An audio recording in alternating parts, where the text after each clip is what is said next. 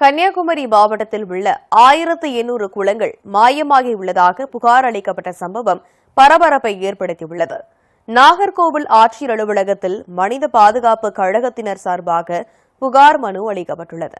அதில் கன்னியாகுமரியில் உள்ள குளங்களை ஆழப்படுத்தும் நோக்கில் அதில் உள்ள வண்டல் மண்ணை விவசாய பயன்பாட்டிற்காக இலவசமாக எடுத்துக்கொள்ள அரசு தரப்பில் வழங்க அனுமதி அளிக்கப்பட்டது.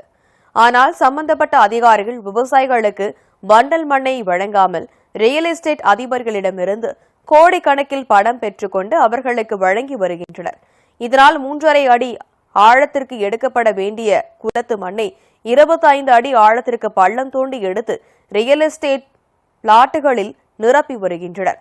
இந்நிலையில் கன்னியாகுமரி மாவட்டத்தில் 2040 குளங்கள் இருந்த நிலையில் தற்போது 240 குளங்களே இருந்து வருவதாகவும் 1800 குளங்களை காணவில்லை என்று மனுவில் தெரிவித்துள்ளதோடு முறைகேட்டில் ஈடுபட்ட அதிகாரிகள் மற்றும் ரியல் எஸ்டேட் உரிமையாளர்கள் மீது நடவடிக்கை எடுக்க வேண்டும் என கோரிக்கை விடுக்கப்பட்டுள்ளது.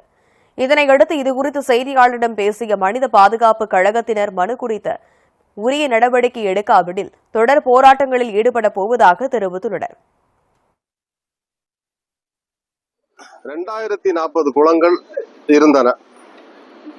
இப்போதைய நிலவரப்படி 2025 அந்த குளங்கள் சுமார் ஒரு 200-250 குளங்களாக மாறி இருக்கின்றது. காரணம் என்ன என்று சொன்னால், இங்கே இருக்கின்ற ரியல் எஸ்டேட் அதிபர்கள் எல்லாம் இந்த குளங்களை எல்லாம் நிரத்தி பிளாட்டுகள் போட்டு அவர்கள் சேல் பண்ணி கொண்டிருக்கின்றார்கள். அதற்கு உடந்தையாக அரசு அதிகாரிகளும் செயல்பட்டு கொண்டிருக்கின்றார்கள். இந்த அதிகாரிகள் அந்த ரியல் எஸ்டேட் அதிபர்களிடம் பல கோடி பேரம் பேசி இன்றைக்கு இந்த குளத்தில் இருக்கின்ற 3 அடி எடுக்கின்ற மண்ணை 20 அடி 25 அடி ஆழப்படுத்தி இன்றைக்கு மண்களை எடுத்து ரியல் எஸ்டேட் பிளாட்டுகளை நிறுத்தி கொண்டிருக்கின்றார்கள். இதனை கண்டித்து இந்த மனித பாதுகாப்பு கழகம் சார்பிலே இன்றைக்கு முதற்கட்டமாக மாவட்ட ஆட்சியர் அலுவலகத்தில் நாங்கள் மனு கொடுக்க வந்திருக்கின்றோம்.